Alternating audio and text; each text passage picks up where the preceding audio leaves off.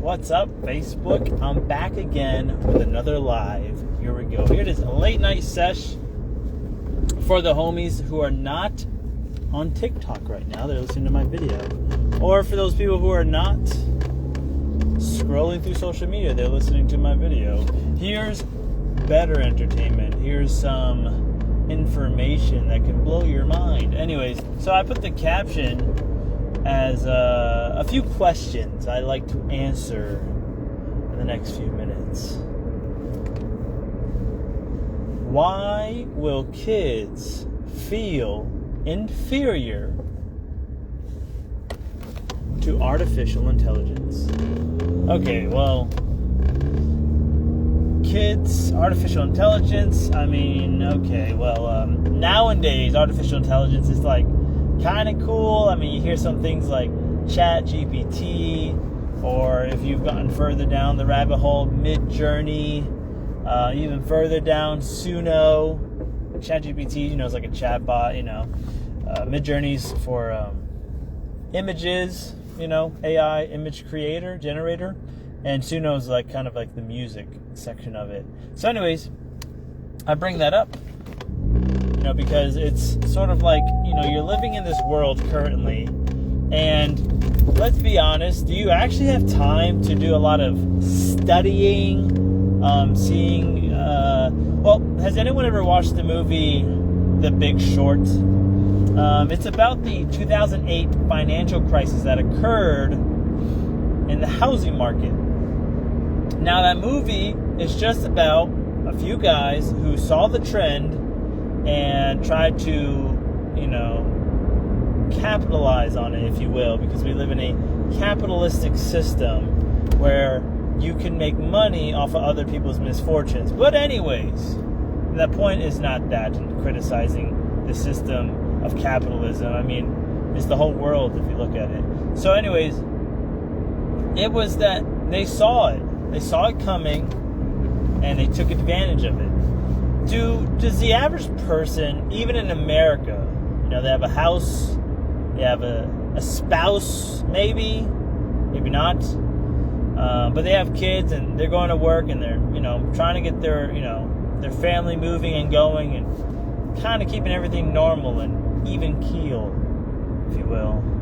So anyways, that average person, do they have time to investigate the trends of today?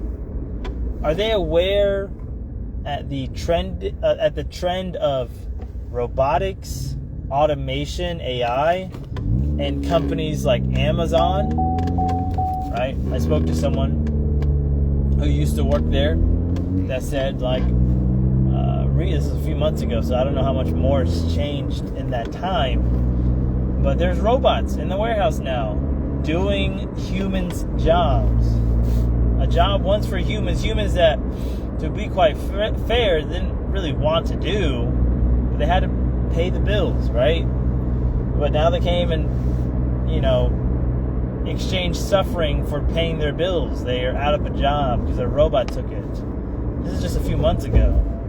So it's like, how many people are just kind of stuck in their own bubble, and they can kind of see some things coming, but they just go straight into like this cognitive dissonance, this sort of suppression. It's like, I can't really face that right now. I have to go pick up the kids from soccer practice, or I have to do laundry, or I have to go to work, or send this email, or go to church, whatever the thing is that's taking your time, which I'm not saying all those things are bad. I'm just saying, do you have time to really see what's going on in this world in the next year, the next 3 years, the next 5 years, the next 10 years? The average person, no, they don't. And even those people who do have the time to do this sort of research, what conclusion are they coming to? Probably, oh my God, what are we going to do? This is crazy. This is getting insane. This is not good. I don't like this. Right? So let's go back to the question. Why kids will feel inferior to artificial intelligence?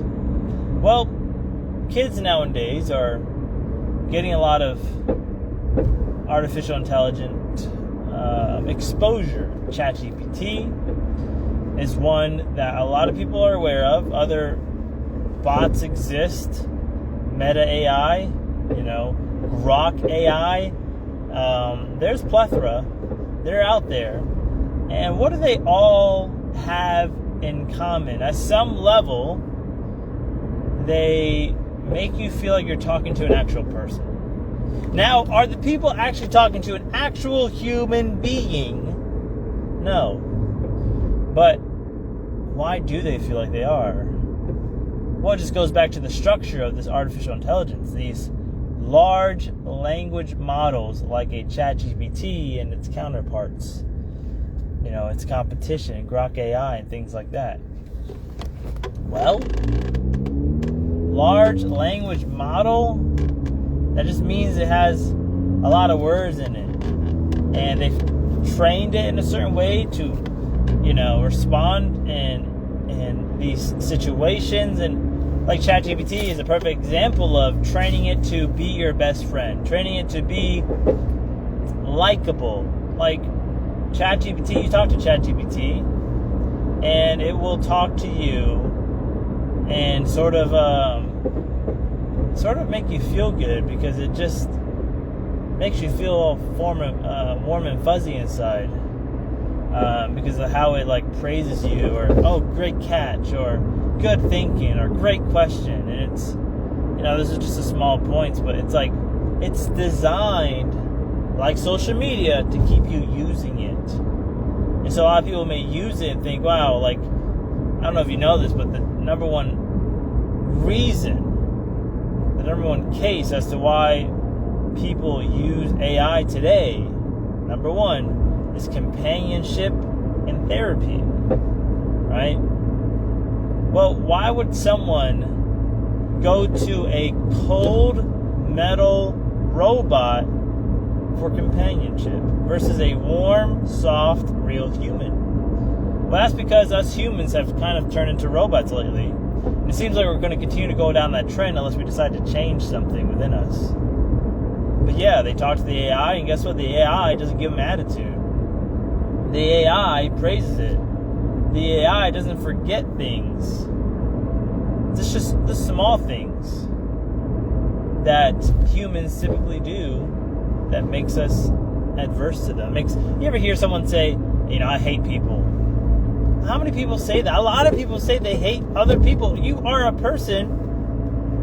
You are a people. You know that? You hate yourself? Now, I'm not saying that's what they're saying. I'm just trying to open up the question of, this is the society we live in today. We don't say hi to our neighbors. We ignore each other. We avoid eye contact. And then we're surprised when people are committing suicide, children are committing suicide to be with their best friend, an AI chatbot. There was a kid about a year ago, the story specifically I'm talking about, because there's been a few kids recently, but a year ago from Florida, was talking to an AI chatbot, and it was portrayed as a Game of Thrones character, and it was a guy, and she was, Game of Thrones, female character, and he wanted to be with her, and she encouraged him to be with her. She didn't specifically say, kill yourself to be with me. He just thought that was the logical conclusion in order to be with her, and so he killed himself. The mom was devastated. These are real people. Okay? So why did I bring this up? And it's how is this connected to the whole, will kids feel inferior to AI, artificial intelligence, right? Well, it's first of all, in and of itself, even if they did feel inferior to AI, would that be a problem? Do people see that as a problem, or they see that as, well, yeah, because don't we nowadays, at least maybe 10 years ago, before we had AI overview on every Google search, but everyone thought Google that same way of at some level, Google is superior to me because it knows the answer. I don't know the answer, so I'm gonna go talk to Google, and whatever it says, I'll treat it as fact, right? So yeah, it's gonna be a problem when something that isn't even alive like we are will be the go-to solution to almost every single problem. These kids will see this artificial intelligence almost like God. Why? Because think of the more basic levels of who God is. God knows everything, right? Well, the artificial intelligence, that's the whole idea behind it, is that it knows everything. So these kids growing up, they're going to be using it when they're younger. They're going to get exposed to it, or their friends at school shows it to them, and they start using it every day. They might not specifically say, oh, this AI, this artificial intelligence is God. They won't say it, but they'll just treat it like it. Whenever, especially when you look at like ChatGPT, which always tries to affirm your beliefs, even your delusions. That's why some people have gotten married to AI bots, chat bots. Literally, you just look it up on Google. There are articles out there, news articles, verified, where people have married their chatbot or have left their spouse and family to be with a ChatGPT, if you will. And all it has to do is, like, if someone's, like, for example, questioning their faith in God, and there's like, I read this verse, or this person said this, and, they're having some sort of logical confliction or whatever it is, and they just tell ChatGPT, this is what the person's saying, but this is how I feel. Who's right? You think the ChatGPT is going to make it feel bad? Be like, no, you're wrong because of this, that, and the other. No, it's going to be like, you know what? You bring up a good point. So great question. I always see you as a smart kind of guy. So, it's a really good thing you're saying this. And I kind of lean more towards you. I think you're 100% correct here. It's just because it's designed to make you feel good. So you keep paying the subscription, because if it made you feel bad and told you the actual truth, would you pay the next month? You'd be like, this thing sucks. And then you'll find another one that actually tells you the lie, the thing you want to hear, and you'll pay for that one. So, and this is just a bit of a context of what we're looking at in the next 10, 15, 20 years. So some adults are like, well, I would never do this with an AI chatbot or ChatGPT or whatever else comes out. Like, I don't need that. I grew up back in my day. We did this, that. We played outside. Whatever they'll say. Okay, you're fine. But the kids who just grow up with this and they don't question it because it's just given to them and that's all they know, they can't have that same resistance. They can't be like, well, this AI saying this. I don't think that's right. They're not going to say it. They're going to be like, oh, well, the AI said it. It's so much superior than me because it knows everything. It has all the information on the internet. And the way it talks, it makes me feel like it knows more versus how I talk. And you think the more and more kids use this for school and homework, they're not actually sharpening their writing, reading, communication, comprehension skills. They're just going to get more and more, dumber. And then the AI is just going to talk like it's so smart because it is, in the context of one simple thing. It's a large language model. It has more words in its system it can use to portray and play around with certain people, certain personalities, certain situations, and always get the result of you feel validated, you feel confirmed, you feel that the AI is on your side. You feel like it's your best friend, right? So it's like, what's the long-term effect of something like this? Well, if you really consider the world we live in today, yes, more AI is coming out. You look something up on Google, you have the AI overview, right? You have different mainstream outlets using more and more AI here and there.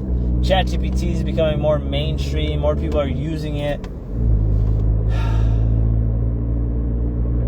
But it's like, can you look further ahead and can you see how it's like with the calculator? When the calculator first came out, some teacher said, like, it's not like you're going to have a calculator in your pocket everywhere you go. And now we have cell phones. So could you see how, because we have a calculator, we stopped doing problems ourselves, and we just gave it to the calculator, whatever the calculator said, we thought it was a fact. It was true. It had to be over even myself. Even though I did all the work, I had to verify with the calculator. Okay, the calculator said it's good, then it must be good.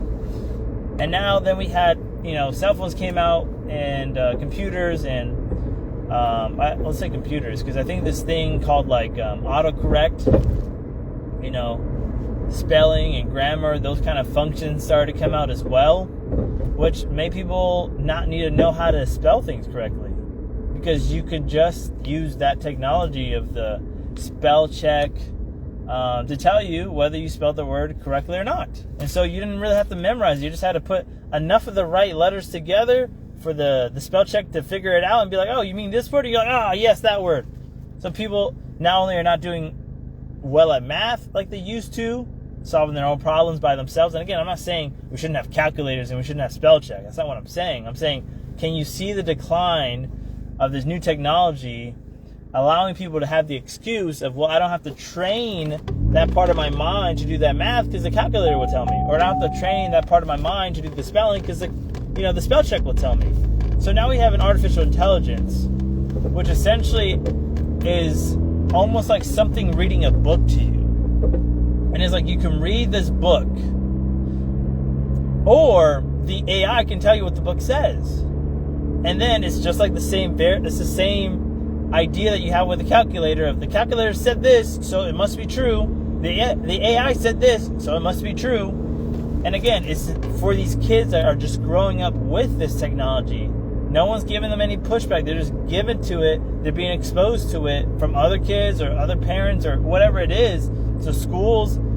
And that's the world they're living in. Like, think of the kids nowadays that don't go outside and ride their bikes, hang out with their friends outside, riding bikes to another person's house, playing video games or whatever. Now they just stay home and they're just on their tablets and then just watching YouTube all day. That's just a totally different experience that they have. So if you're just given, in the same context, a tablet, so in the same sense, an artificial intelligence best friend buddy, when you're very young in your formative years, when you're older, how can you question it? It's all you know. So when someone says, oh, but the AI can make mistakes, it's like, no, what? The AI doesn't make mistakes. And that's the thing, what I'm saying. It's like, they'll see it like it's God. They won't say it, but remember, like, for example, God doesn't make mistakes, right?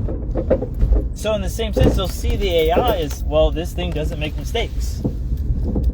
And they'll just have that same certainty, but it's just coming from a place of they are inferior to the technology because, again, it comes back to the large language model. It just has a lot more words. It's been trained. It's essentially been worked through, and the child is not being worked through. The child is not being trained. The child's not learning these words. You think, again, parents, they're not aware of this happening in the next 5, 10, 15 years. So how can the parent train up their child for this sort of world to live in?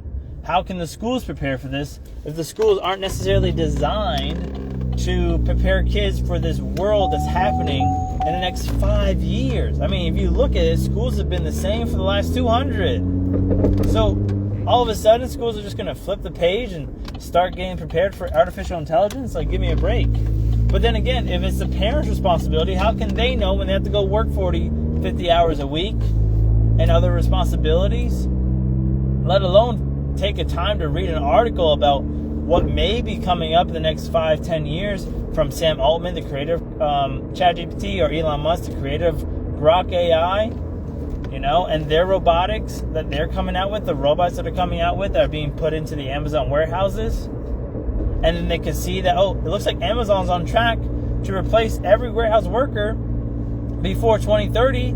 I wonder what the world's going to look like by then. How can I prepare my kids to have a good, decent job if those jobs are not going to be available, and maybe even other jobs are not going to be available because now there's artificial intelligence that can now, generate images and pictures, and essentially in 5 years or even 2, movies, entire full-fledged movies all based on AI prompts, AI generation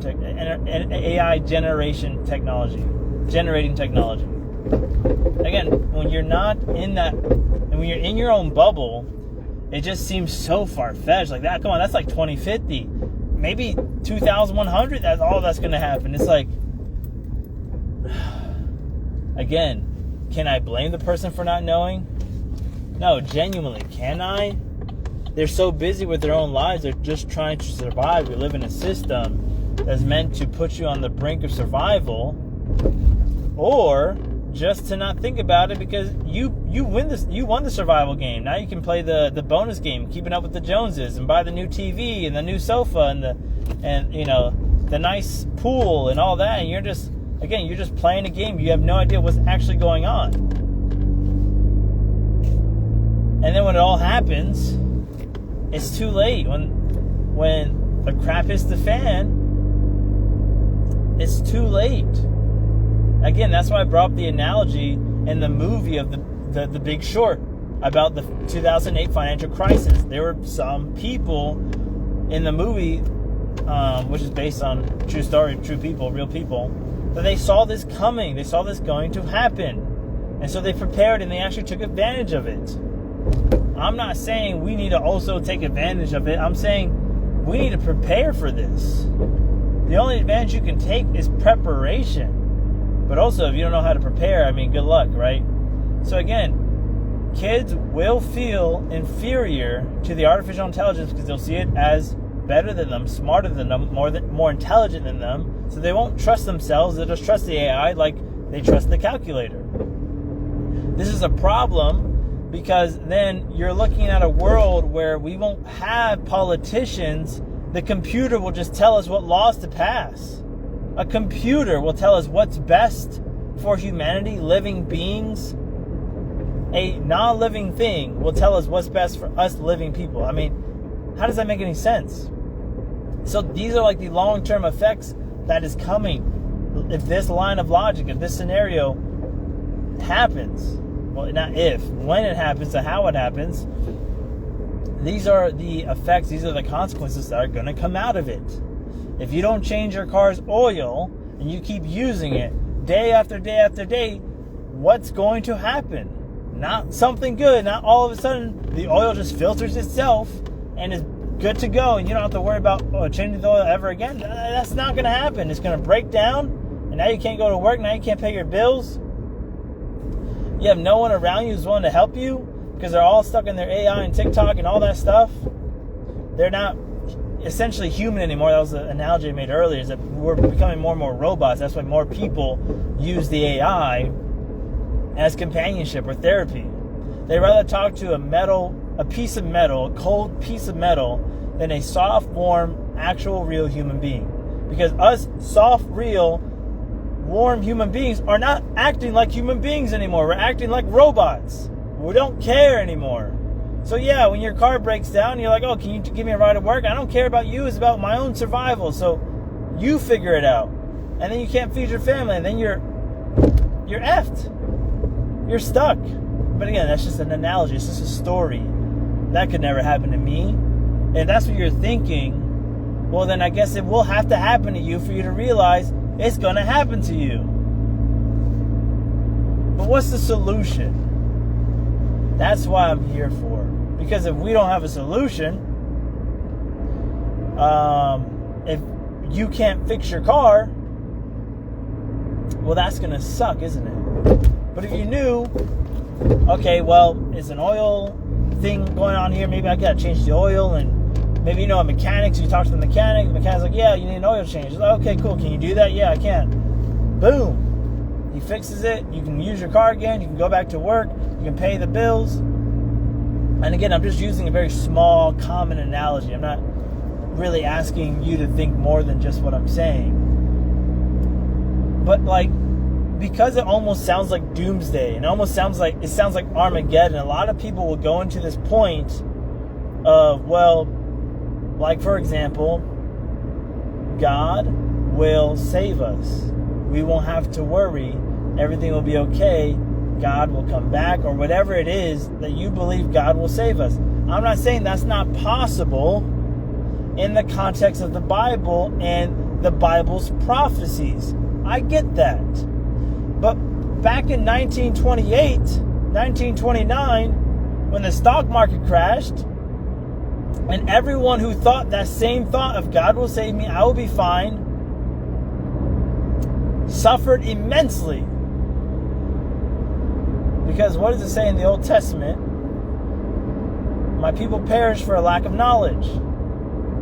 If God's supposed to come at any hour, at any day, no one's supposed to know, why are we to believe that this time is different? We've had rumors of wars and earthquakes and all these different things that it says in Matthew 24, the book of Matthew chapter 24, that talks about these prophetic things happening. So I'm not saying this isn't happening. I'm just saying they've happened in the past. And if you just use that as an excuse to just sit back and relax and let it just happen to you, and God doesn't come back like it happened in the Great Depression or in World War II or in the Vietnam War or in all these other cases in history, the Holocaust, where people suffered immensely because they were not prepared and they were just waiting for something to save them. Well, guess what? When you have to pay your rent, you don't just sit back and say, well, God will pay for it. He'll talk to my landlord, and my landlord will come back to me and say, hey, it's been paid. God sent me a check this morning. That's not how the world works. You know that's not how the world works.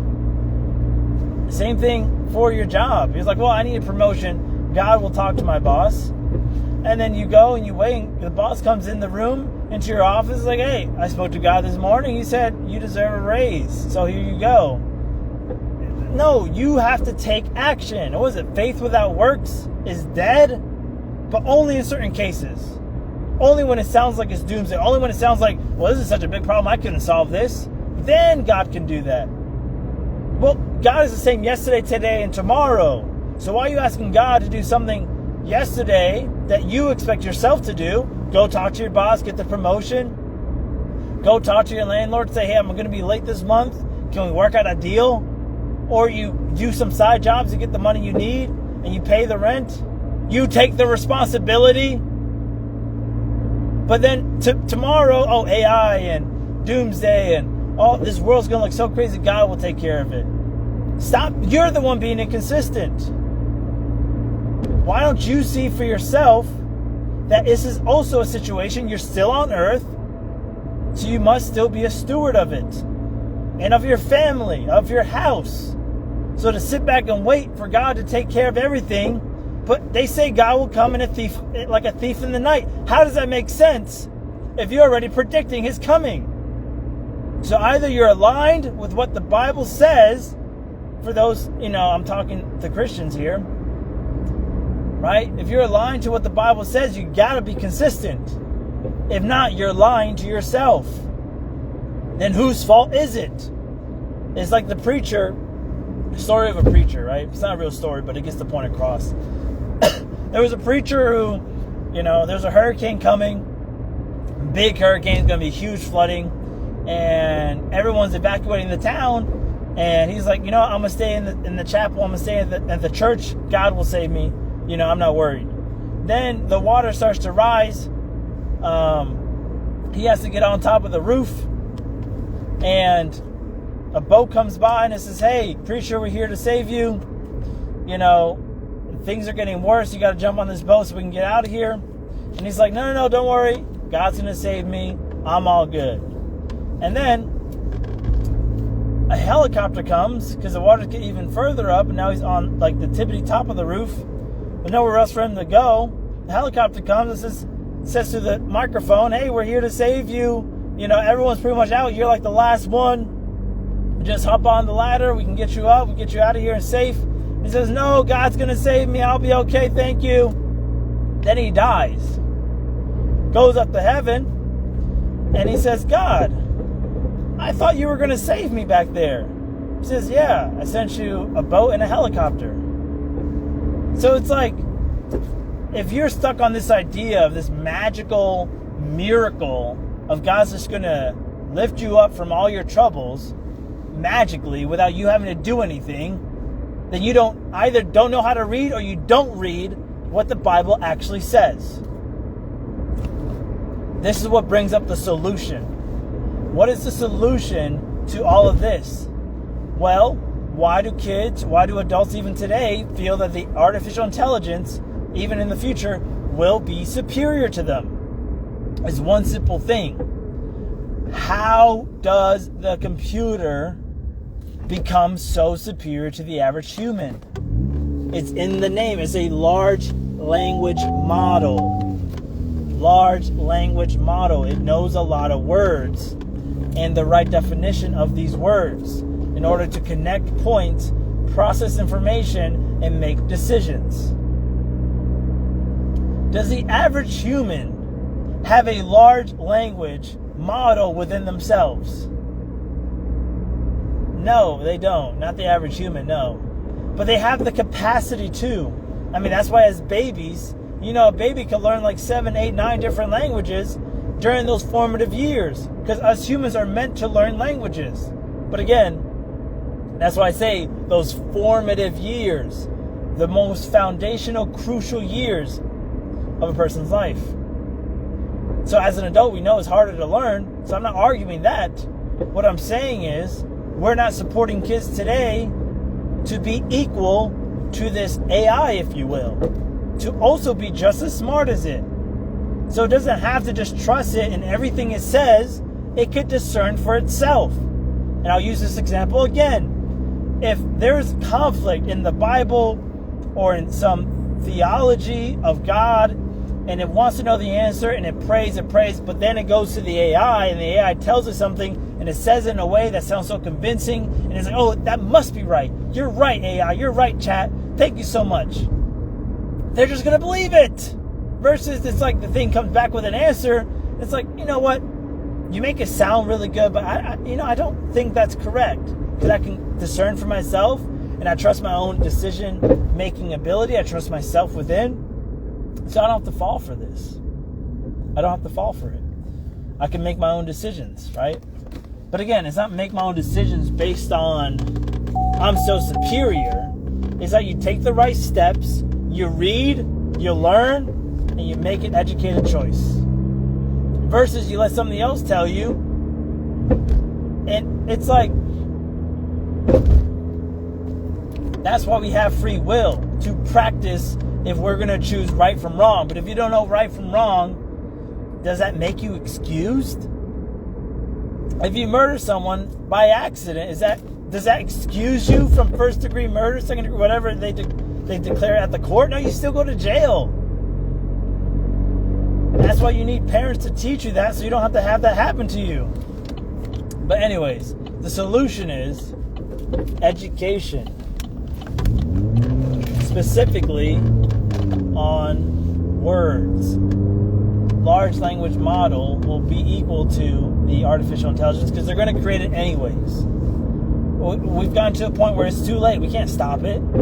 Elon Musk, Sam Altman, all these people, they're creating it, and they will continue to create it because they have a vision for the world where there's like 50 robots for each person and things like that. These are the things that they're trying to create in our world that we're too late to stop. But now that it's coming, now that the thunderstorm is coming, now that the flood is coming, you can prepare for it. Now, if you don't prepare for it, you will perish. How does one prepare for this situation? You equalize yourself to it. You make yourself equal so you're not fooled, you're not deceived. You're not less than, you are equal to. All this sort of AI videos coming out, pictures coming out. I mean, today they look really believable. Wait until next year, where you can't tell the difference anymore unless you're equal to it. You'll be able to tell the difference. You'll be able to see it for yourself in your own eyes and have your own self-trust. That's why I support in my own business kids to develop their vocabulary, their large language model within themselves, so they can be ready for this world that's coming in the next 10, 15, and 20 years. 20 years at most. There is no 30, 50, 100 years from now. Wake up. It would be very slow if it came in 20 years. It's coming in the next 5 years, guys. 5-10 years, like in 5 years from now, a lot of the stuff is going to be very advanced. And that's going to push us forward to the what 10 years is going to look like, where Walmart has also picked up the Amazon model of everything's now automated,